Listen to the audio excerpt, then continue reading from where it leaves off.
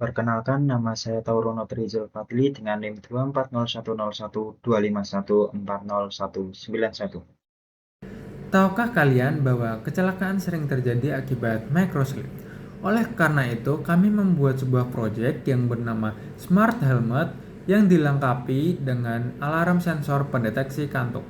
Kenapa proyek itu dapat menjawab pertanyaan tersebut? Karena Smart Helmet dilengkapi dengan sensor cerdas yang dapat mendeteksi rasa kantuk. Setiap kali pengendara terdeteksi mengantuk, akan muncul peringatan untuk berhenti dan istirahat sejenak. Tujuannya untuk mencegah terjadinya kecelakaan. Dengan smart helmet, teknologi tidak hanya untuk sekedar gaya, tetapi juga untuk keselamatan, sehingga perjalanan kita dapat lancar dan selamat sampai tujuan dengan kesehatan yang maksimal. Perkenalkan, nama saya Bagasi Gularjantonalu dengan NIM 24010125120013. Perkenalkan, nama saya Damar Faris Arnanda dengan NIM 24010125120023. Perkenalkan, nama saya Zaidil Alipski, NIM saya 40163 dari 5 digit terakhir. Nah, saya di sini akan menjelaskan demonstrasi simulator Walkfree. Pertama-tama, saya akan perlihatkan apa yang kami gunakan. Yang pertama yaitu ESP32, yang kedua resistor dengan 220 ampere, dan yang ketiga itu lampu LED untuk dapat melihat sensor yang menyala atau tidak. Yang ketiga buzzer sebagai sensor bunyi, dan yang terakhir yang paling penting yaitu sensor MPU 5060 untuk dapat melihat perubahan posisi saat pengendara mengalami ngantuk atau tidak. Nah, untuk selanjutnya kita coba melakukan simulasi.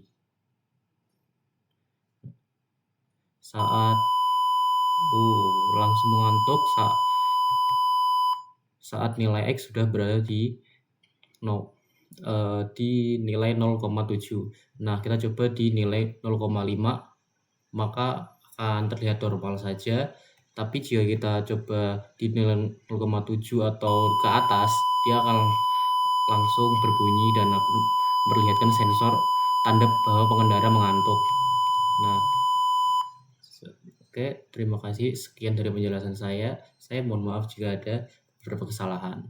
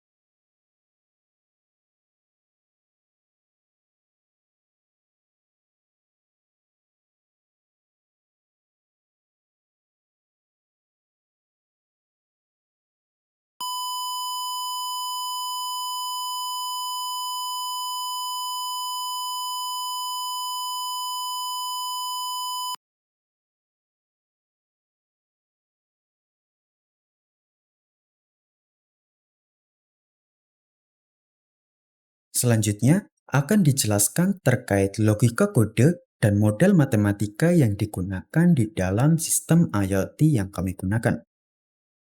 Dari penjelasan sebelumnya, sangat jelas bahwa model matematika yang digunakan di dalam sistem IoT ini itu adalah model threshold, yakni suatu model atau metode dalam pengambilan keputusan berdasarkan batasan nilai tertentu.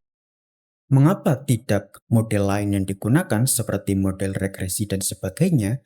Karena pada sistem IoT yang kami gunakan ini itu memiliki tujuan, yakni mendeteksi kondisi si pengemudi. Apakah si pengemudinya ini itu mengantuk atau tidak.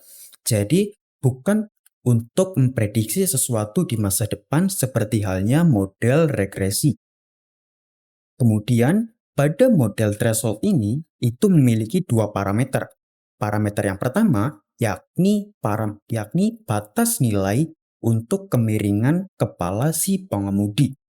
Di sini kami menggunakan nilai X lebih dari 6. Kemudian parameter yang kedua adalah batas nilai untuk durasi atau berapa lama si kemiringan kepala penggunanya ini berlangsung.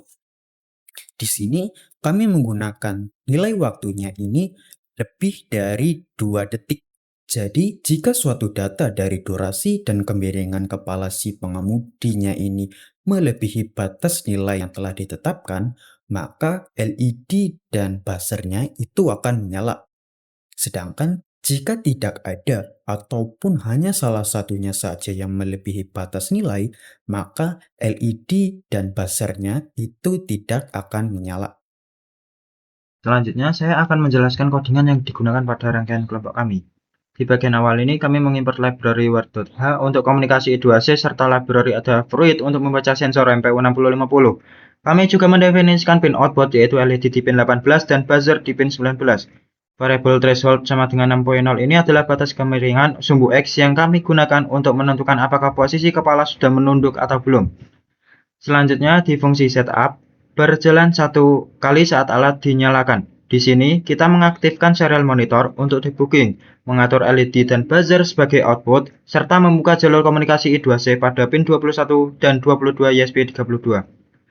Jika sensor MPU6050 tidak terdeteksi, program akan berhenti demi keamanan. Kita juga mengatur sensitivitas sensor di bagian ini. Masuk ke void loop yang berjalan terus-menerus. Sistem akan membaca data dari MPU6050. Fokus utama kita adalah mengambil nilai akselerasi pada sumbu X, karena sumbu inilah yang mendeteksi gerakan kepala mengangguk atau menunduk ke depan. Selanjutnya, saya akan menjelaskan logika deteksi kantuknya. Ini adalah inti dari logikanya. Mengapa tidak langsung pakai if biasa? Karena kalau pengendara hanya menunduk sebentar seperti melihat speedometer, alarm tidak boleh bunyi. Jadi logikanya, jika nilai X melebihi threshold, sistem akan mencatat waktu awal menggunakan fungsi. Jika posisi ini menunduk bertahan sampai lebih dari 2000 mili-detik atau 2 detik, maka variabel mengantuk akan bernilai true. Namun jika sebelum 2 detik kepala sudah tegak kembali, waktu akan di-reset ke 0 kembali. Bagian terakhir adalah eksekusi output. Jika variabel mengantuk bernilai true, ESP32 akan menyalakan LED, membunyikan buzzer dengan frekuensi 1000 Hz menggunakan fungsi tone, dan mengirim peringatan ke serial monitor. Jika tidak mengantuk, LED mati dan buzzer senyap.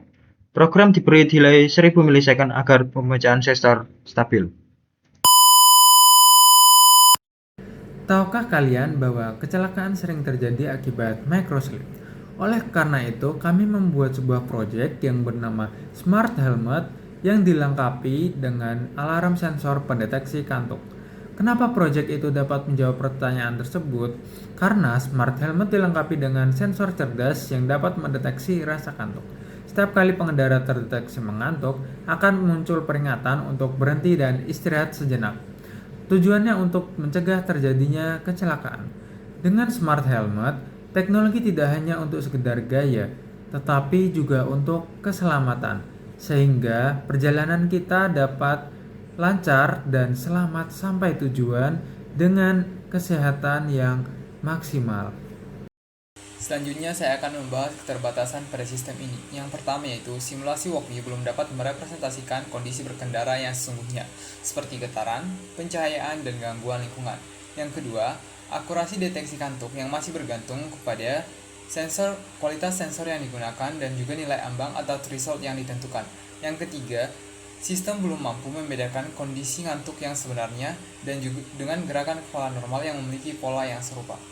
Selanjutnya, saran pengembangan yaitu yang pertama, mengimplementasikan sistem pada helm atau perangkat kerah nyata untuk menguji kinerja secara langsung. Yang kedua, menambahkan sensor atau metode deteksi lain agar hasil lebih akurat dan stabil.